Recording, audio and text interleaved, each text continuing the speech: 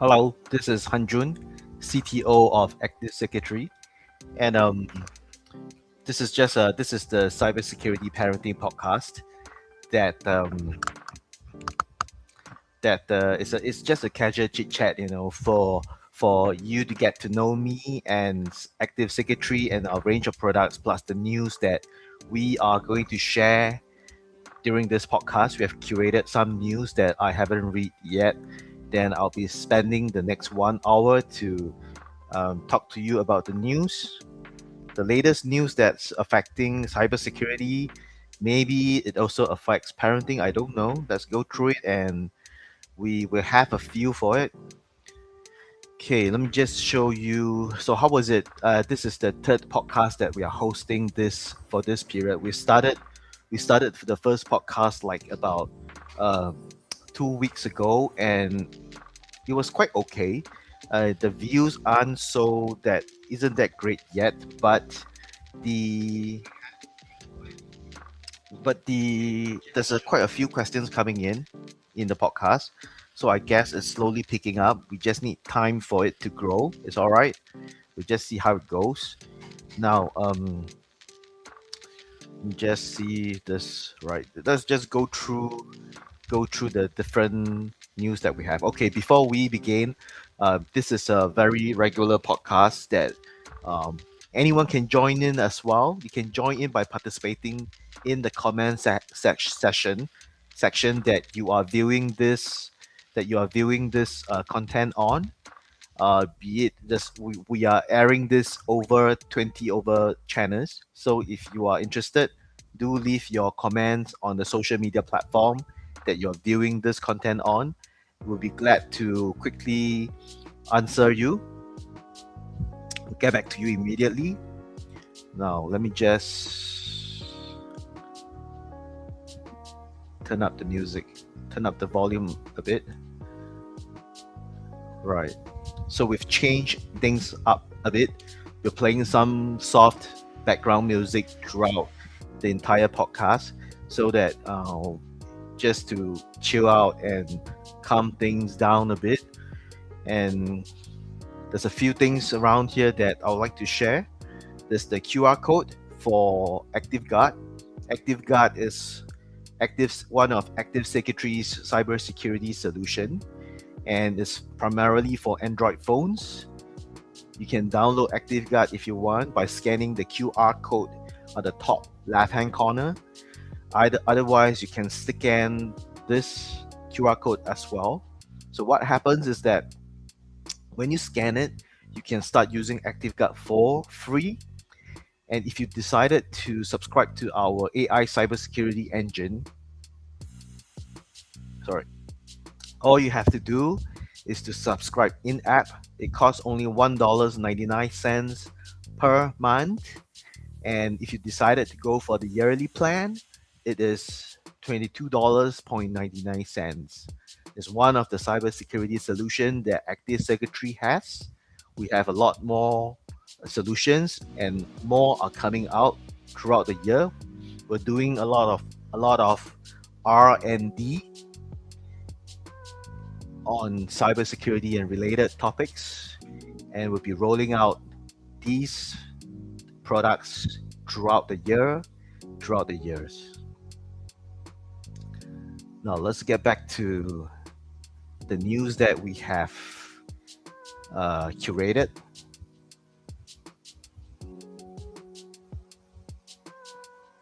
All right, so this is another product that we have. It's for cybersecurity professionals who are very into this kind of work. So a lot of cybersecurity professionals, they need to assess and do penetration testing and do security scanning of computer systems, internet system. So what the AC port scanner does is it allows you to scan internet systems for vulnerabilities.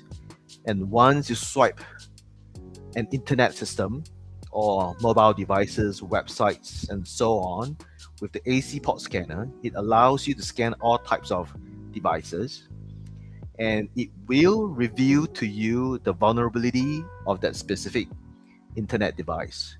It's free to use. is a tool for cybersecurity expert. You can use it, you can download it as well. It's free to use. You can download it for use immediately by scanning this QR code, and it will bring you to the Google Play website where you can download and use it immediately.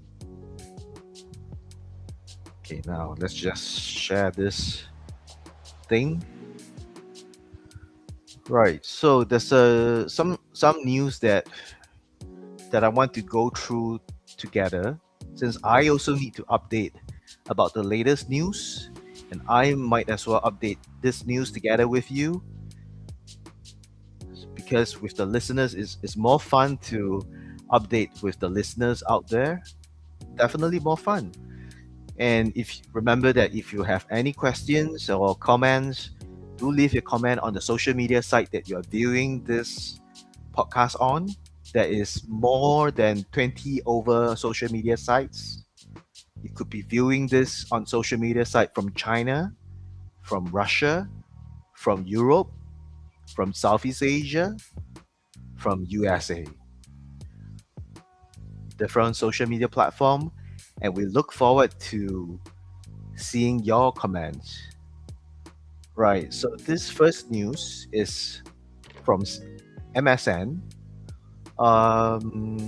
Well, it isn't really from MSN, right? Because, oh, right, okay. So, what you're seeing here right now,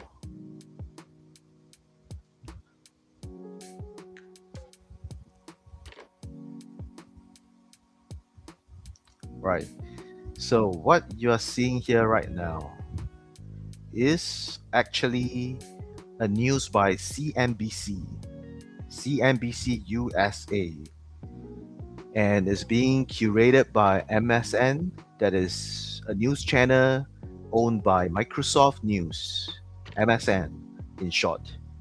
I guess it's Microsoft News, if I'm right. CNBC, and what they shared is that AI powered scam calls are getting more convincing and more common. It was her voice. I know her scared cry.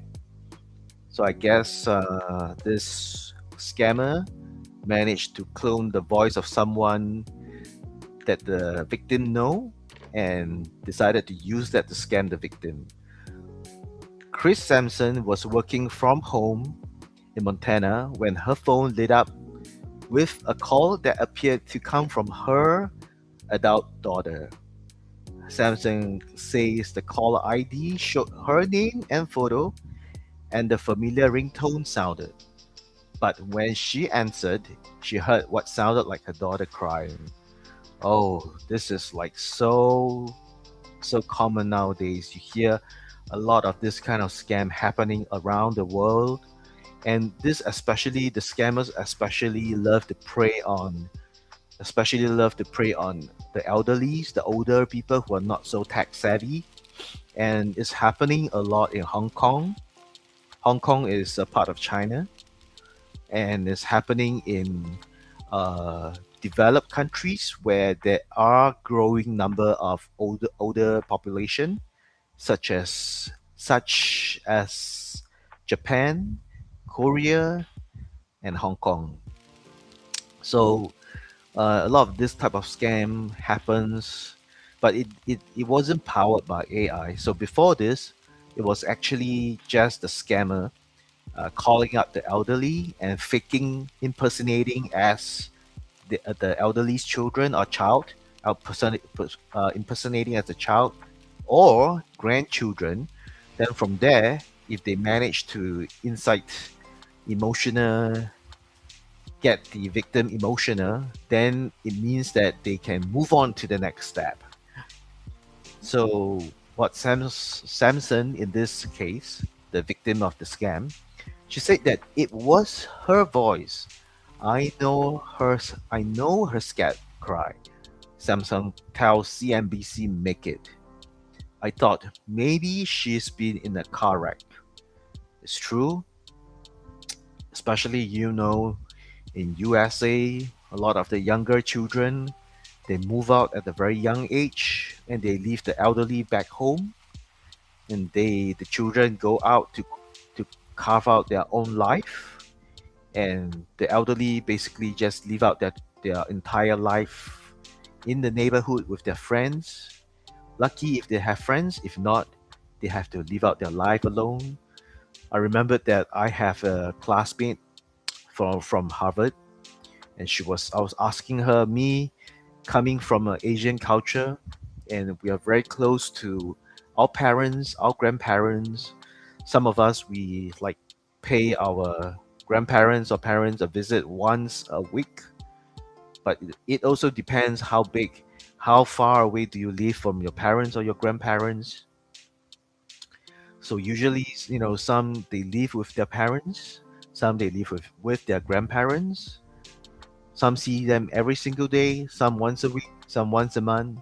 But you can be assured that it is going to be a regular basis.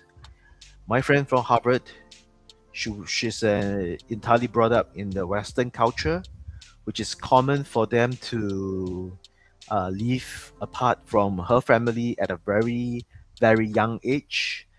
And I remember asking her about her mother, and she was telling me that the mother has already she's living alone.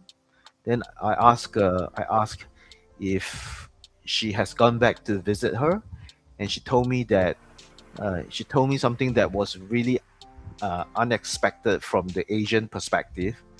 That is, she said that maybe her mother has already passed away, and I don't know about that as well.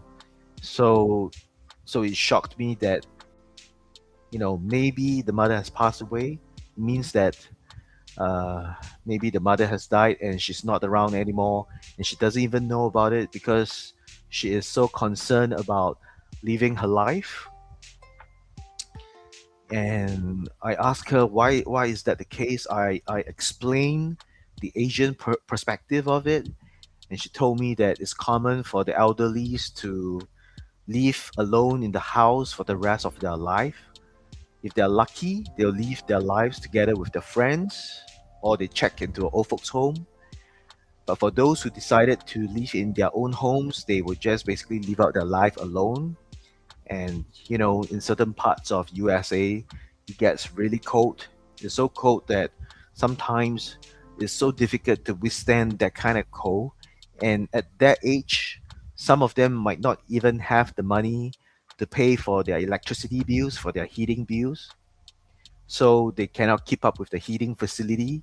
And quite a number of these old folks, they die in their home, shivering to death, and because of the cold. So they basically froze to death in their own home without the heating facility because they no longer can pay for electricity. So I guess that's the hard reality of life. So she said that it was her voice. I know her scared cry. Samsung tells CNBC make it.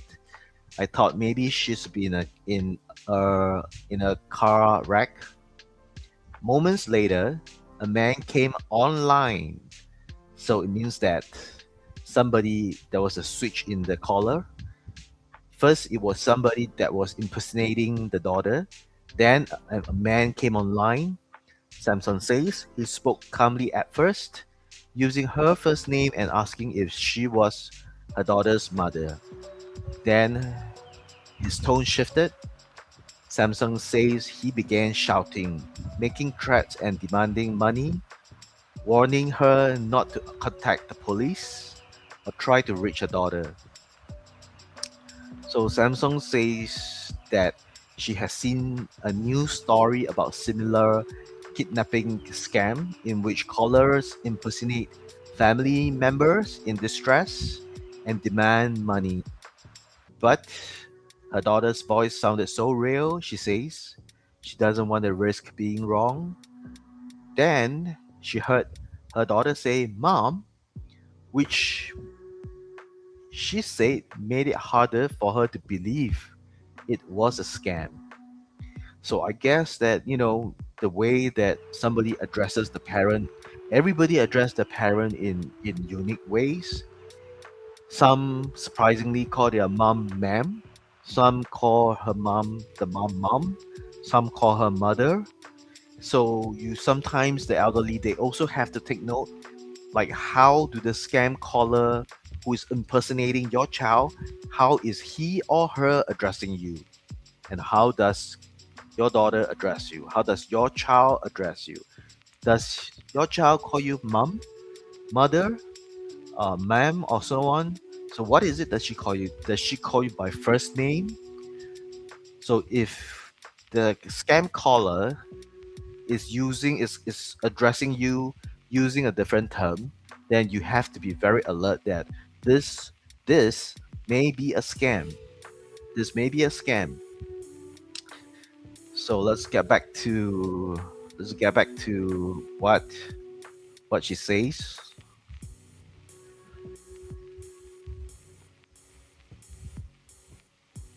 Right.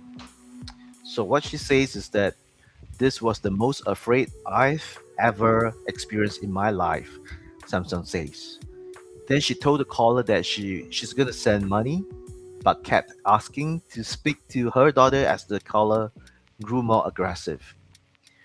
So the caller demanded money through PayPal, she says, but never specified an amount.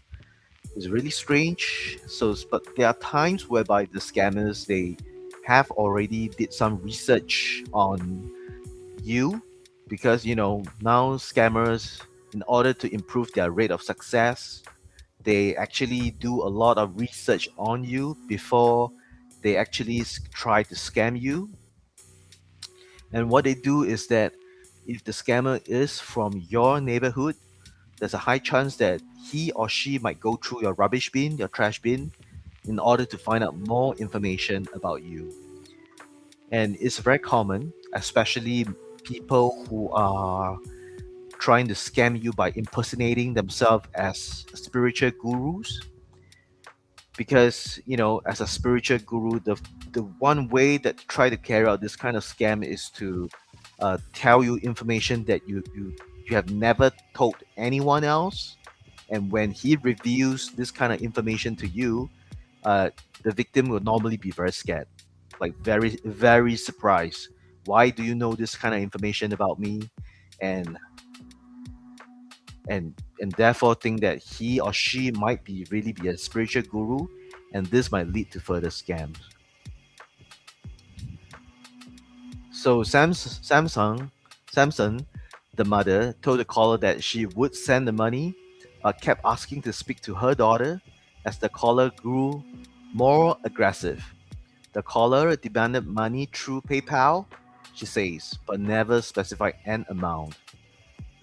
Then her sister, who was with her at the time, called 911 while the caller hung up and called back.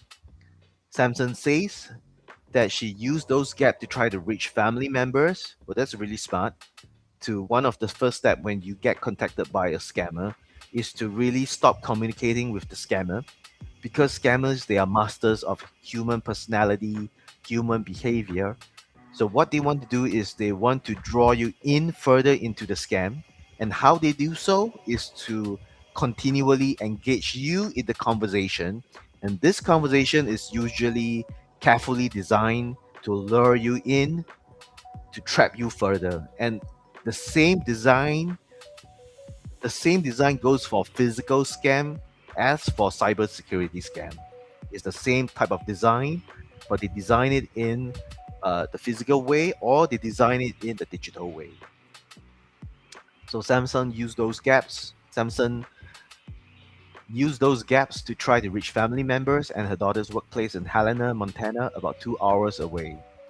When she couldn't reach her daughter directly, she said her panic intensified. But about 15 to 20 minutes after the first call, Samson's daughter was located at her workplace after briefly stepping away from her desk. And shortly after, the calls stopped and did not resume.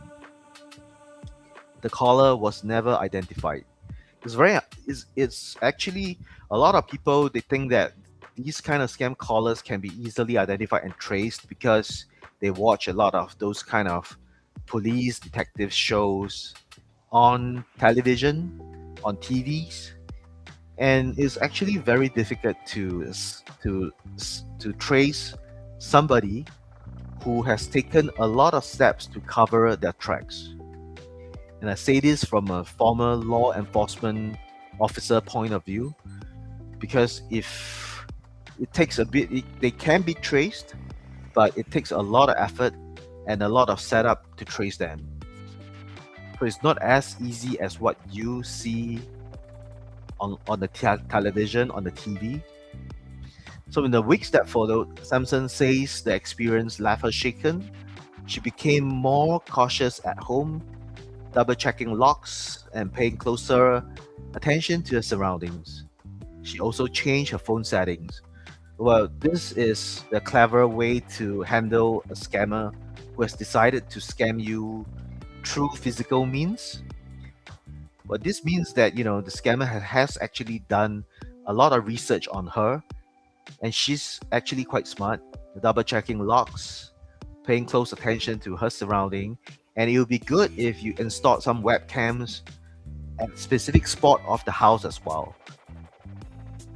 Put in some alarm system as well.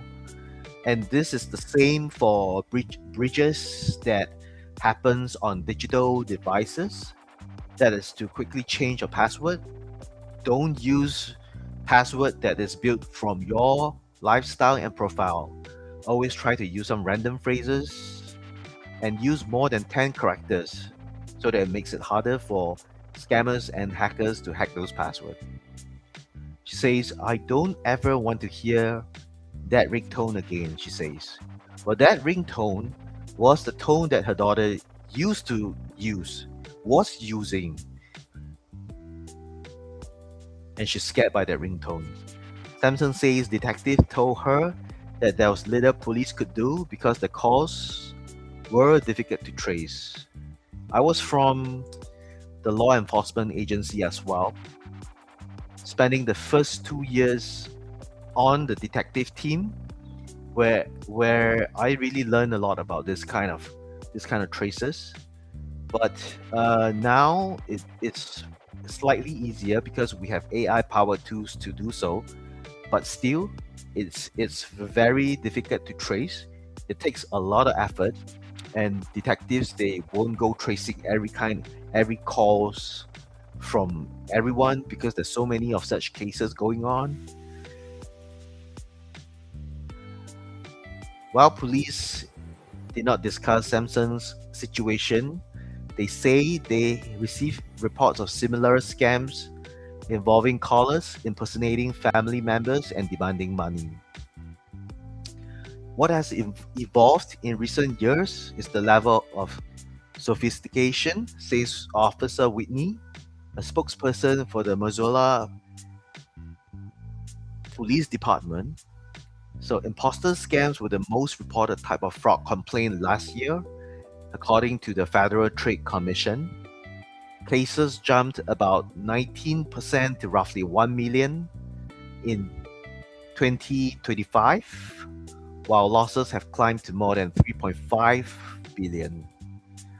And as scammers adopt tools that can mimic voices and carry out conversations in real time, even picking up the phone carries new risk.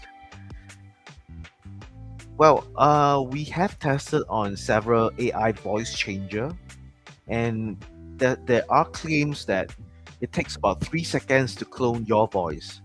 But apparently that is not really the case for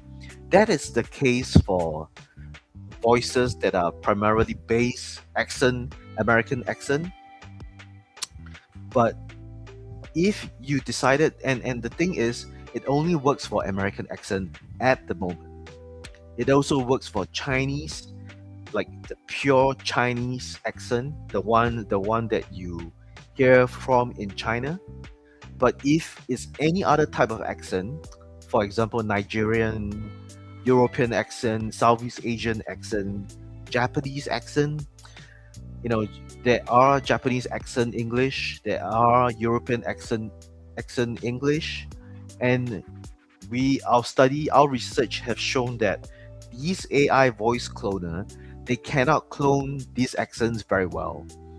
So it somehow breaks, and in the middle of it, it changes to an American accent. Then it gives off a very very weird accent overall. So at the moment, right now, these AI voice cloner still works for American accent and Chinese accent, depending on the AI model that you use. Definitely, if you use an American AI model to replicate an AI voice, a Chinese voice, it's going to be very strange. We have tried it, and it just sounds so strange. And if you use a Chinese AI model to impersonate an American, it feels equally strange as well. It just feels so Chinese. So you got to use the right model to impersonate the person. You got to choose the right model. So what's the rest of this? Okay. So for decades, hearing a familiar voice or seeing a known number was often enough to signal trust. So that is how scammers gain access to tools. Now, now scammers can gain access to tools that can mimic voices and spoof caller IDs.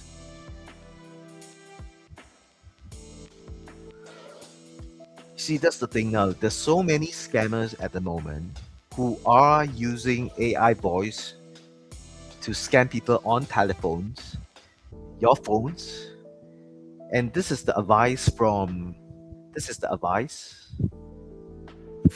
this detective. Oh no, it's the advice from the general manager of an identity and privacy company at LifeLock. Okay, so what he says is that you shouldn't be really answering your phone, especially if it's an unknown or unexpected call. But this shouldn't be the case, I mean, like, I use the phone a lot. I depend on the phone to make a lot of calls, and I receive a lot of calls as well. And when this kind of advice goes around, and if it gets repeated enough, people are not picking up their calls anymore.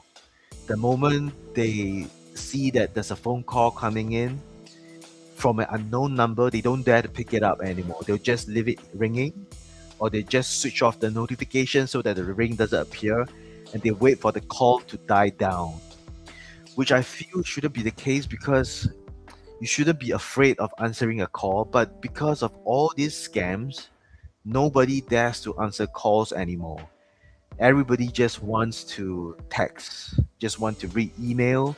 If you're still reading email, the younger generations don't read emails anymore. They just read texts, telegrams, WhatsApp. Even now, a lot of people are migrating from WhatsApp to Telegram because they believe that Telegram is actually the safer way to communicate, that is even more safer than what you use than Signal.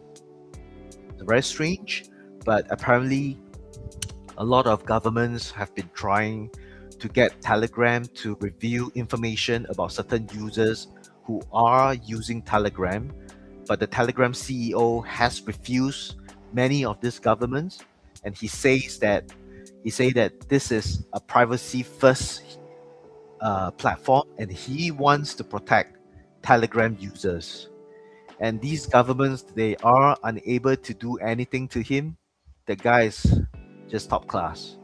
But anyway, ever since the governments are chasing after him and he decided not to reply to any of these government's calls, it has actually propelled Telegram to the next level of choice, the communication of choice for the younger generation who are mass migrating from WhatsApp and Signal to Telegram. So even calls that appear to come from someone you know can be spoofed. In most cases, scammers don't need much to make a call feel real. When they can impersonate someone you know, even limited information can be enough. Short clips pulled from social media, voicemails, and other recordings. Yeah, that's right. So you see, this is the thing about posting sensitive stuff on social media, where I've shared about sharenting in the previous podcast.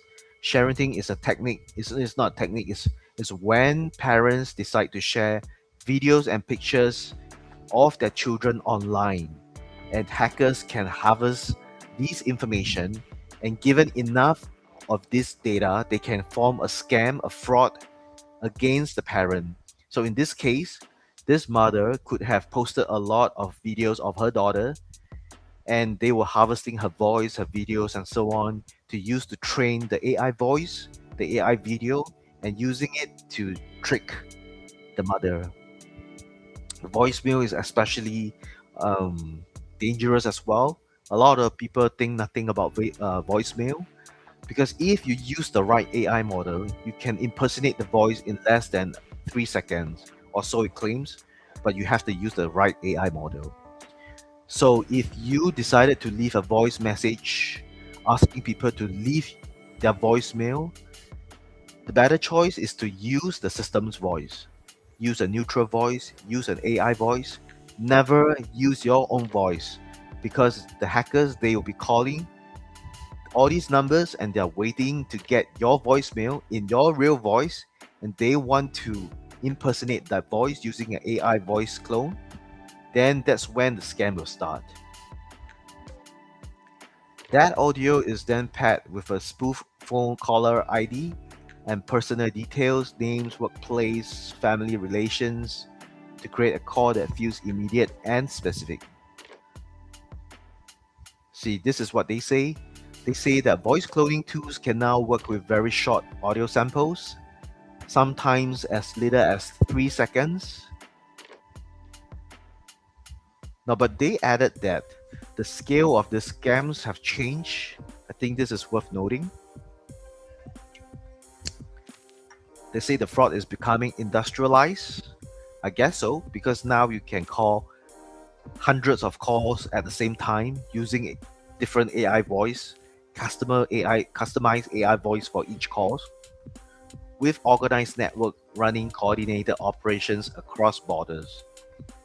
Many are based in Asia and Africa.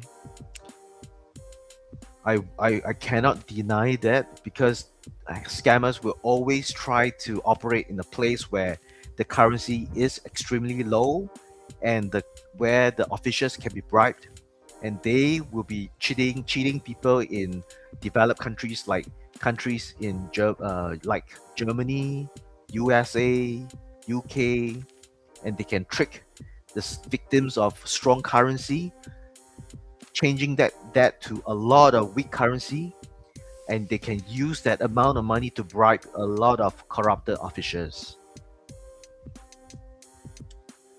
Many are based in Asia and Africa, operate like businesses with workers handling calls, scripts, and outreach at scale. In some cases, those workers may themselves be victims, recruited under false pretenses and forced to carry out scams. More than 75% of cybercrimes now stem from scams and social engineering tactics like this.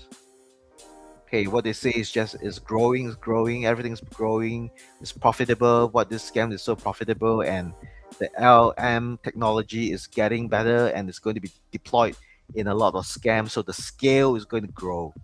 So that's basically the gist of it.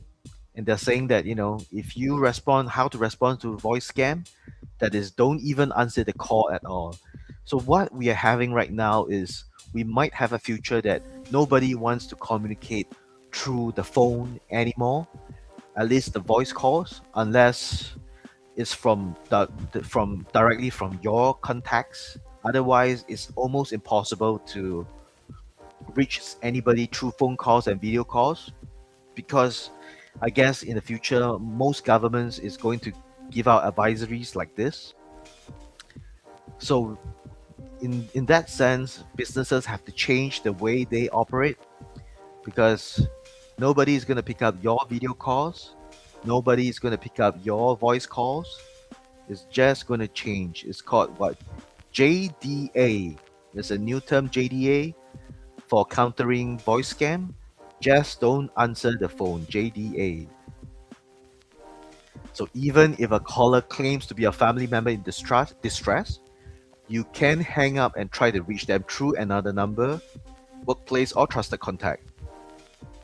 Now, what happens is that is really your family member and he or she is really in distress. And what are you going to do about it? But that's the thing, right? So now we need authentication that this is really a real caller. That's what we lack right now. We can't even trust the current contact list. We need something, another more enhanced form of authenticator that is currently, I don't see this kind of software anywhere in cybersecurity right now. Maybe someone can take the initiative to create that. I don't know. But now her family uses a code word. Nope, that's not safe. Because if a scammer really does a lot of, if a scammer has already hacked your phone's microphone, they have access to your microphone. They know what you're talking about in your conversations with family members. And like I said, if they have access to your clipboard that is very easily taken control of, they will know phrases that you usually cut. And code words are those things that you usually cut. OTPs, password, code words. So if that's the case, remember to download ActiveGuard, because one of the functions from ActiveGuard is to protect your keyboard. And even if you did not subscribe to our AI cybersecurity engine, you're still able to use this function to protect yourself, to monitor your keyboard, to protect your keyboard. You can start download it for free and use this function for free. If you decided that it's good and decided to connect to our AI cybersecurity engine, all you have to pay is $1.99 per month, or yearly $22.99 per year. Right, let's go back to the article. Keep your social media presence down. Avoid posting any pictures, any public speaking engagements where you can have a long voice. Yeah, that's why we no longer publish our engagement, our discussion with our customers, because those recording can be sampled to generate fake audio. But you know, I can't help it, right? I have to do this podcast. I have to use my voice, and this is exactly a long voice as well. Oh man, no choice. Let's go to the next article. That this one is curated as well. This is very interesting. This was just released 5 hours ago, and apparently they warned against the Google alert, saying that that Google alert that you're seeing might be a trap as well. It might be an online scam. This is from Google Malaysia. So Malaysians have been repeatedly warned to be on high alert. Oh, let me just hang on for a while. I need to settle something. Just hang on for a while. I'll get back to you guys in a while.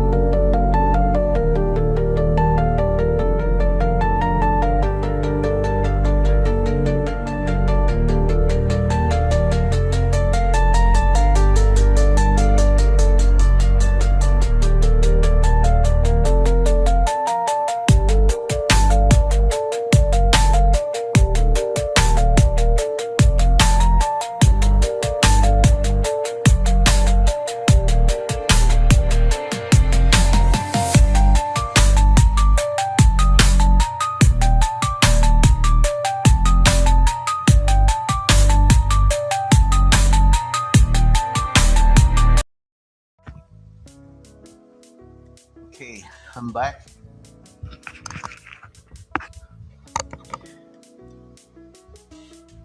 So let's go back to this article.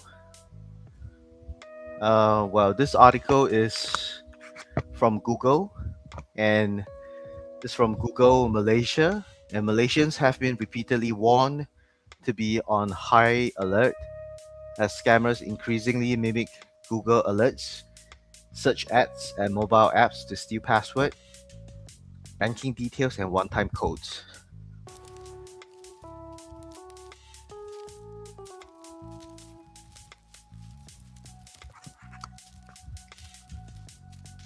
So this is from okay. So the Google Malaysia's country managing director Ben King. Oh yeah, Ben King. He's very involved in the Southeast Asia market. Said scammers are deliberately designing messages and websites to look familiar and trustworthy, making them harder to detect. Simple habits like pausing before clicking on links, verifying the source of messages, and avoiding downloads from unfamiliar channels can go a long way in preventing scams, he said in a recent interview. And the thing is, always download your apps from Google Store. And I cannot overemphasize that because there are a lot of people who do site loading. Site loading is the kind of practice that a person, an Android phone user, or a smartphone user decided to get their applications from dubious websites other than Google Play. It's best to get your application from Google Play Store because if you know about Google Play Store, it's so advanced, and it's very difficult to carry out scams, to upload scammy apps on Google Play Store. Their protection is so good, and their checks on whether or not you are abusing their libraries on the app itself is so good. And you need to now, if you like, let's say if I decided to design an app that wants to track your location, I actually have to explain to Google Play, why am I using this function, why am I tracking you, why am I tracking the user's location, and I have to prove to Google why do I need to do that. Okay, and I have to prove not just in words, I have to prove like showing them how does the application works, and what aspect of the function, what functions within the app needs to make use of that location tracking package in order to deliver a customer experience through the app. So I need to explain to Google. So it doesn't mean that I can do anything with the app. Okay, doesn't mean that I can track your microphone or things like that. I have to go through a lot of Google checks. So always download your apps from Google Play. Don't download from those dubious websites because they don't check uh, on dubious libraries, like libraries on the web, on the app, whereby they say that they're going to track you won't even know they're tracking your location, the camera, and so on. And a lot of people, they like to go to dubious website to download apps that are like live streaming for you to watch the latest release movies, so that you don't have to pay a single cent to Netflix, to Apple Play, and so on.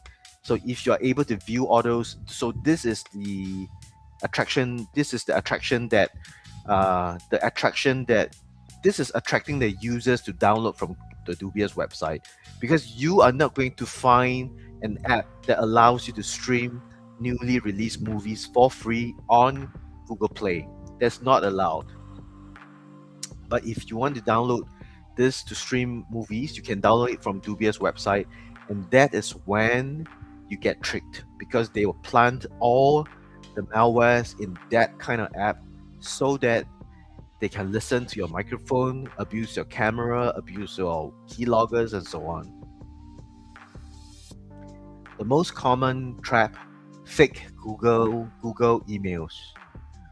These scams emails often claim there has been a suspicious sign-in detected, warn that an account will be disabled, or pressure users with messages such as storage full, upgrade now, King said users should be cautious of emails sent from unofficial domain, urgent language demanding immediate actions, and links redirecting to fake login pages designed to steal credentials. Yep. So these are the common tactics that are being used by all these scammers. Now, about this malicious link, right? Let me just introduce to you the TNM PDF viewer. What this PDF viewer does is a different kind of PDF viewer that has zero telemetry. So it means that whatever that you view on your PDF stays on your phone. This is unlike some PDF that actually streams content on your PDF. Like for example, you're using your smartphone to look at PDFs, right? To look at your document, and what it does is that it streams content of a PDF to the server, to the company server. So what this TNM privacy PDF viewer does is everything stays local on the PDF viewer. Then in addition to that, there is a function called a save mode. So when you're viewing, you open up the PDF to view the document, there's a button. Click on the button save mode and it will scan the entire document so that you will not be able to access any malicious link. This is to protect you from malicious link that later expose you to a lot of hacks, a lot of scams. It's very easy to use. All you have to do is to download this PDF viewer, download it to your phone on the official Google Play platform, and choose it to always use it to view your documents. You can scan this QR code, and this will bring you to the Google Play platform to download the software. It's lightweight, it's privacy focused, and remember, always use the safe mode to protect yourself. This is especially good for those who are not so tech savvy and for the older people. This will protect them. And don't think that you'll never press on these malicious links, because hackers, they do a lot of research on human behavior and they do a lot of research on human movement. So when you scroll, they will try to position the links in such a way that you're scrolling, actually you accidentally click on the link without you knowing about it. And that's how they trick you into downloading all this malicious application through this PDF viewer. So you got to be, it's no longer just about being careful, not clicking on these links. It is your behavior, your habits, your movement that is causing the downloads. So be careful about it. So this is banking. He's very prominent in the Southeast Asia market. The risk of downloading apps downloaded outside official stores. Okay, so he is going to do about this. He is going to say about site loading. Another growing threat involves internet site loading, where users are persuaded to install apps through links sent via browsers or messaging platforms instead of official app stores. Internet site loading, where users are prompted to download apps through links in browsers or messaging platforms. These apps can request access to sensitive permissions like SMS or notifications, which scammers can then exploit to intercept one-time password or monitor user activity. So what he says is that just get your download from official stores like Apple Store, Google Play Store, and avoid downloads that are sent through WhatsApp, Telegram, or browser pop-ups. AI tools flag scams, but users still key line of defense. King said Google is using artificial intelligence tools across its products and services to detect and block scam attempts. Now, this is a function that he's saying that there's a spam detection on Google Messages, and this helps to filter fraudulent texts while there's safe browsing blocks millions of malicious websites off on Chrome. But on one side, they have really good cybersecurity tools like spam detection and safe browsing. And then on the other hand, you have privacy issues like they downloading AI models on your computer through Chrome. So, do you want to use the cybersecurity tools, which is really good, but expose your privacy to them because they're doing all these things like downloading AI models on your computer and phone through Chrome? I don't know. So it's up to the viewers to decide whether or not they want to use Google's tool. For me, I don't use browsers from Google, but I cannot deny that they have a lot of good tools. They have a lot of good tools. And Banking said Google recently introduced enhanced Google Play Protect tools in Malaysia to block site-loaded apps attempting to access sensitive information. In fact, this is for throughout the world. It's not just in Malaysia. The warning comes as the communication minister, Datuk Fahmi Fadzil, recently revealed Malaysians lost about ringgit 2.9 billion to online scams. So this will translate roughly to be about it's roughly about Singaporean dollar 1 billion, and this will be about USD 1.4 billion dollars. 1.5 billion US dollars. Fahmi described online fraud as a growing national threat and welcomed greater cooperation between technology firms and the National Scam Response Center. Banking said victims should immediately secure their emails, the banking, and linked accounts by changing passwords and reviewing suspicious activities.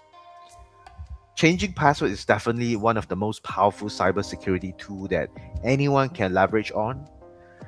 But the thing is, you also have to secure your camera, and especially the screenshot function, because there are times whereby hackers have access to these two functions, the camera the or the screenshot function. And how they do is that, when you're clicking your password, they'll be taking screenshots of what you're pasting, what you're typing, or they can install keyloggers to understand what you're typing.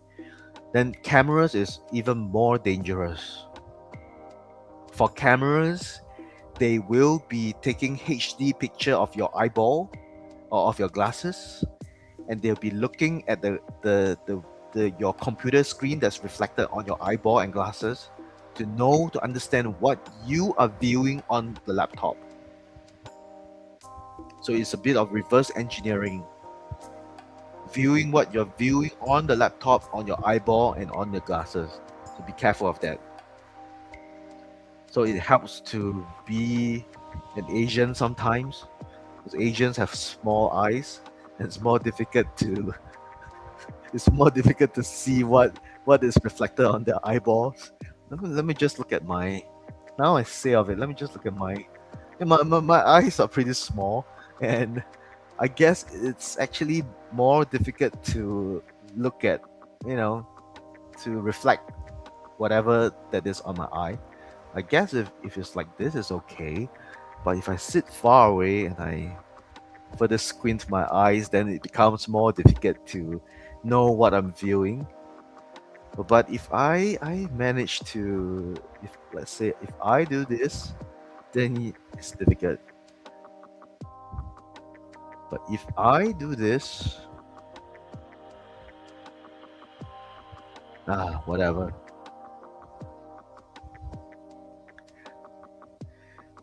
There's no choice. I have to do this podcast, so I can't avoid.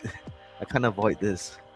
Anyway, there's nothing sensitive except for this system that is streaming the podcast right now. Let's just change the mood.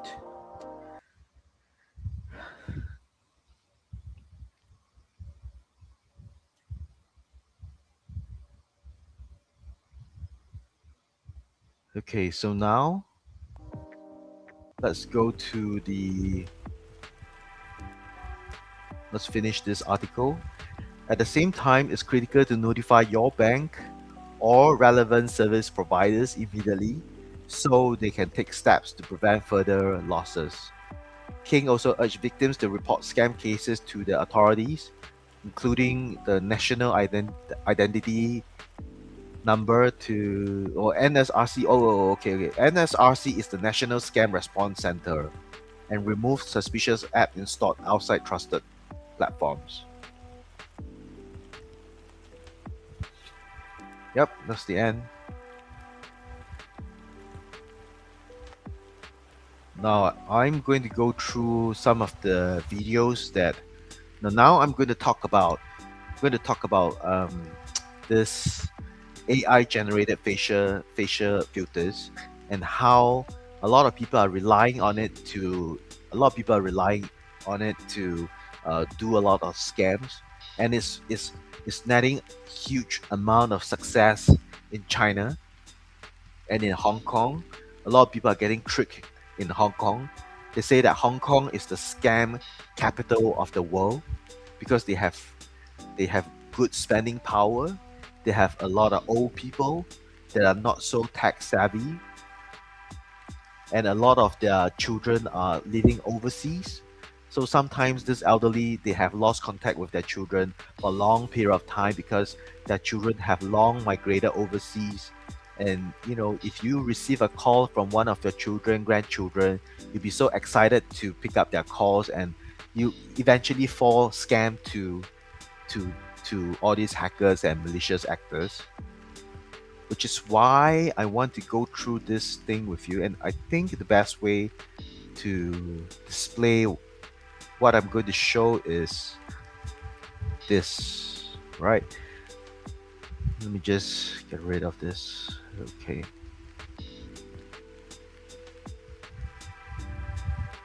Now, let me just. Okay, this is the three-finger test that I have showed you before, that we have discussed before in our previous podcast.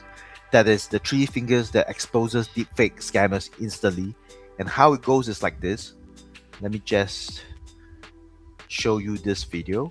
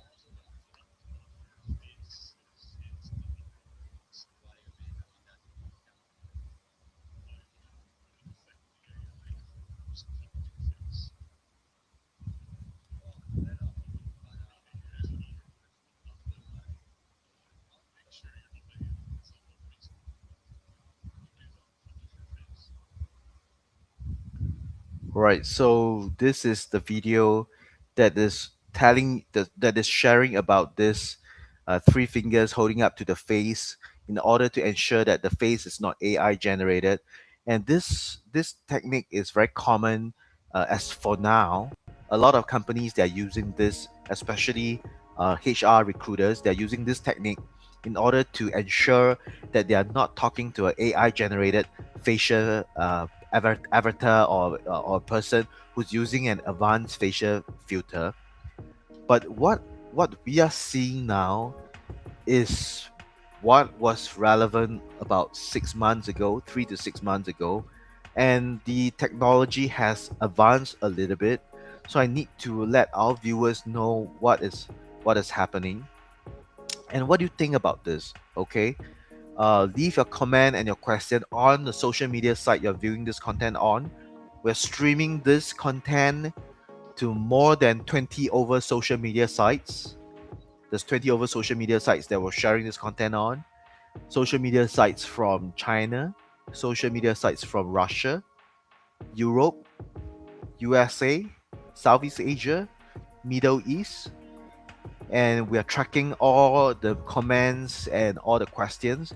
So if you have any comments, please pen it down on the social media site that you're viewing this content on. Let us know your perspective. Let us know your questions, and we'll try to answer it as best as we can. We love to interact with our listeners. We're building this channel for parents, for people who are interested in parenting, who are interested in protecting themselves from the latest AI generated scam. Anybody who's interested in cybersecurity and using cybersecurity tools to protect themselves. So that's why leave your comments on the social media site that are viewing this content on.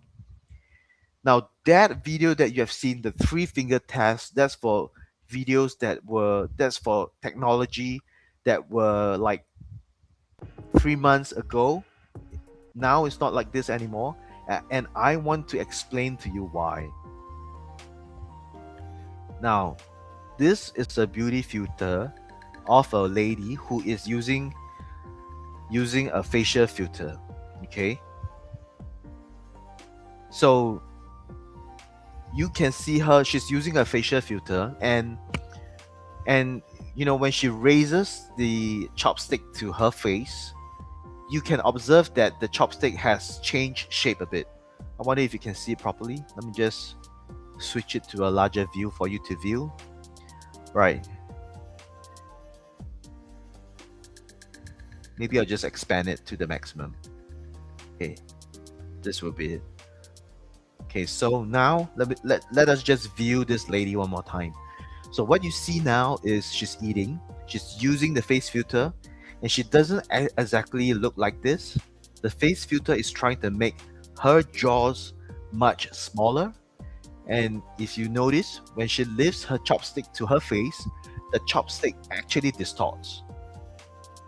Okay, so which is why the 3-finger test, right, is a very good test to check whether or not the fingers are actually distorted. And if they are, the face filter, that there'll be there'll be something wrong with the finger, because they will be distorted. So this is like one of the latest technology, but things have evolved further again. All right, let me just show you this. This is based on Douyin. Douyin is like TikTok. TikTok in China. China in TikTok is known as Douyin. So this girl, what she is doing is she is demonstrating using her face to cover her face, and she's using the filter, and they're saying that the Douyin filter is very powerful. So what she is doing right now is that she's covering her whole entire face, so you don't exactly know how she looks like.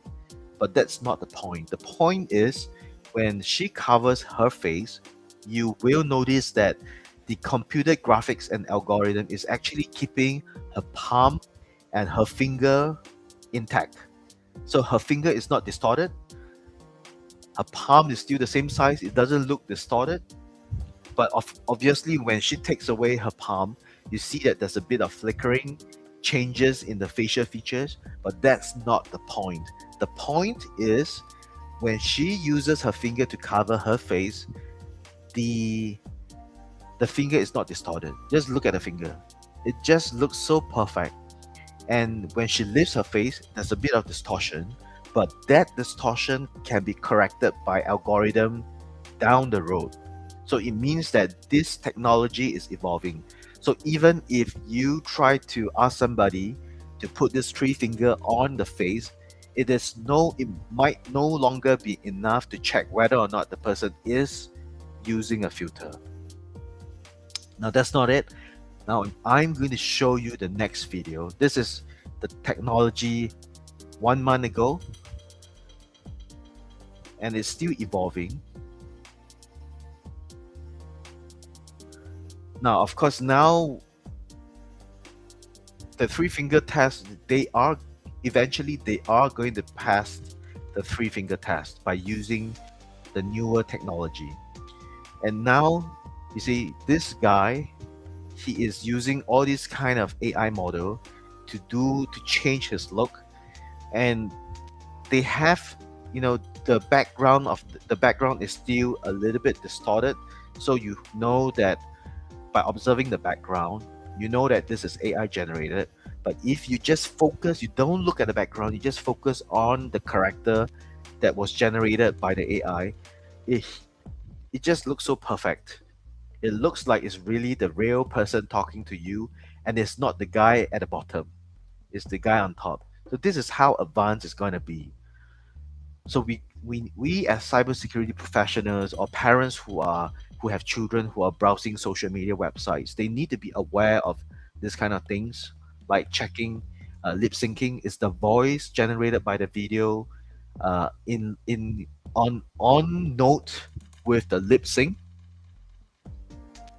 Is the background, does it look stable? Because if you look at the images right now for the current technology, the background still doesn't look very stable. It's still very unstable. And but the voice, the action that is being generated by the AI avatar is so real. It's so good. And even if he decides to put the three finger on his face, it doesn't change at all. It doesn't have any distortion of the finger and so on, and it's going to pass the current three finger test. So what I'm trying to say now is, as of now, this three finger test is no longer relevant. We have to come up with new ways to determine whether or not this is AI generated. One way is, of course, I've said it many times, look at the background, look at the lip sync.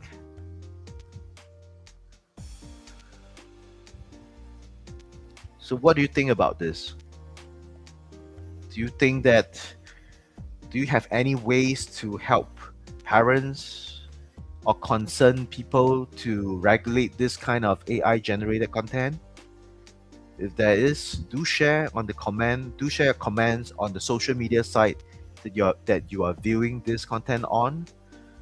We'll be glad to share your comments with our listeners throughout the social media platform as well. We are trying to grow this social media platform. It's going to be a regular podcast because we just started this podcast 3 episodes ago. We don't even know what to name it. We just called it cybersecurity podcast, cybersecurity parenting podcast, and we're still trying to grow the system.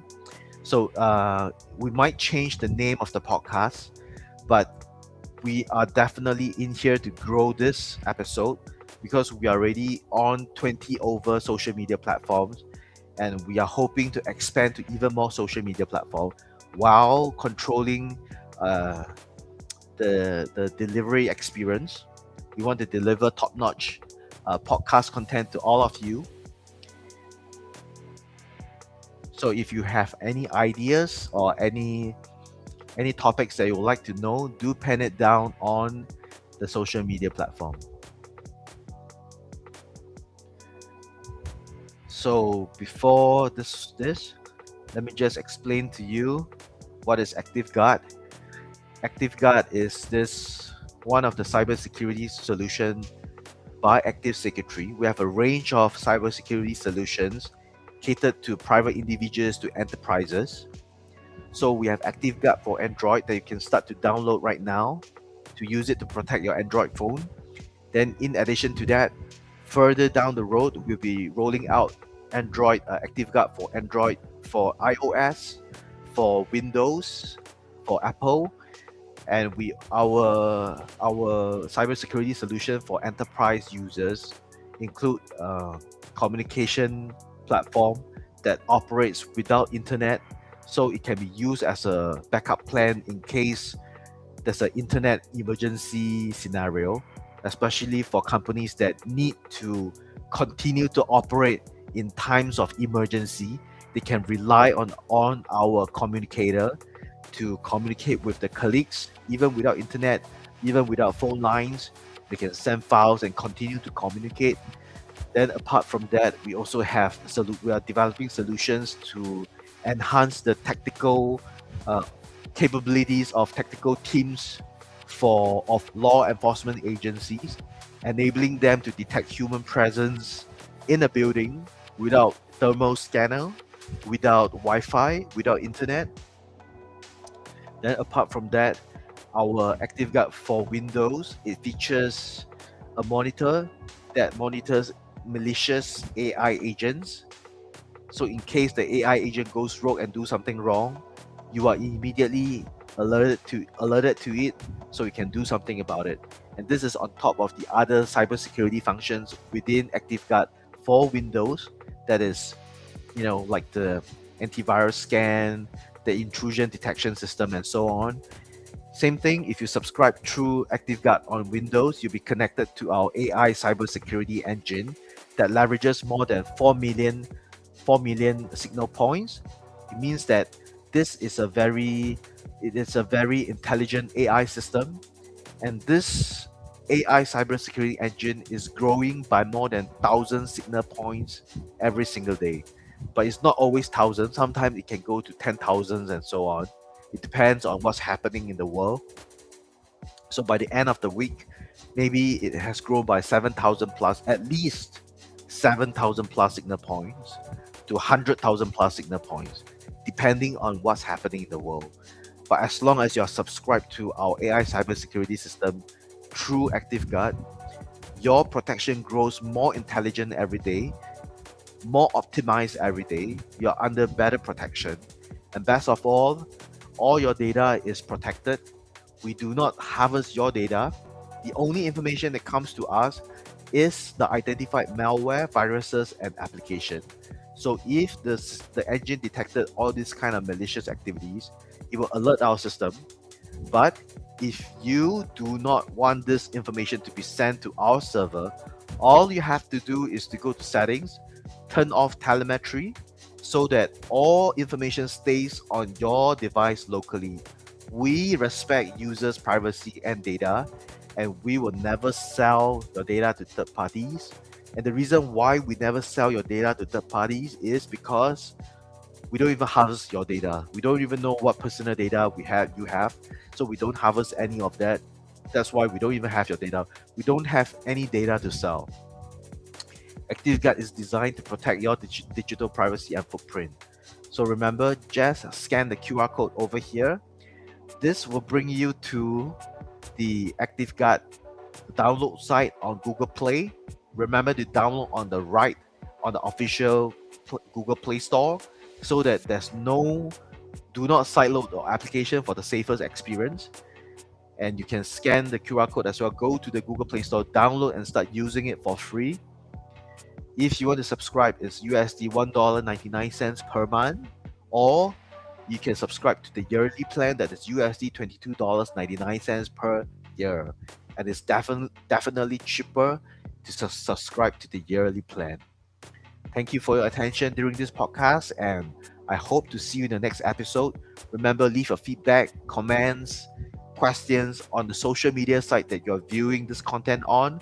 We are on over 20 social media platforms. We're expanding. We hope to hear your feedback, your comments, your questions. If there's any questions that we can address, we would definitely address it as soon as possible. Have a great day ahead.